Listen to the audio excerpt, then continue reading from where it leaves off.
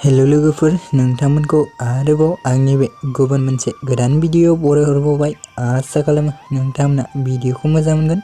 बर'नि फैनो गोनां गोबां आबुं सावथुन आरो बर' एलबामफोरनि बागै मिथिबाय थानो थाखाय नोंथांमोना गिबियावनो आंनि गोदान चेनेलखौ साबस्क्राइब खालामना लाबानो जाबाय दे लोगोफोर, जाहाथे नोंथांमोननि सेराव आंनि गोदान भिडिअनि नटिफिकेशनफोरा थाबैनो सहैनाय बायदि दे लोगोफोर।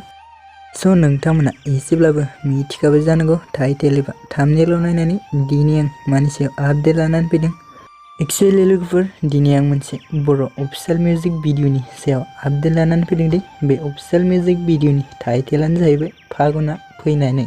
एक्चुअली लोगोफोर, बे अफिशियेल मिउजिक भिडिअखौ जोंहा बर'नि मुंदांखा प्रडाक्सन बिथां आब' रिया ब्रह्मनि चेनेल आरबि फिल्म प्रडाक्शनाव आपल'ड खालामदों दे लोगोफोर।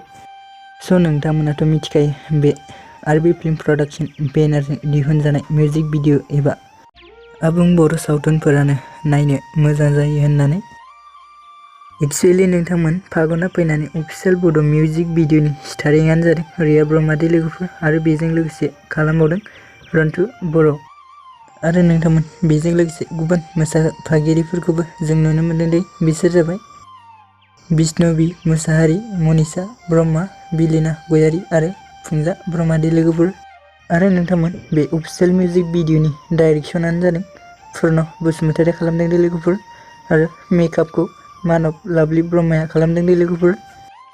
एक्चुअली लोगोफोर, बे अफिशियेल बड' मिउजिक भिडिअनि सिंगारानो जादों निथामनि बर' दे लोगोफोर, आरो बे अफिशियेल बड' मिउजिक भिडिअनि लिरिक्स एन्ड टिउनखौ स्क'र खालामदों होनोबा खनसे ब्रह्मया खालामदों दे लोगोफोर।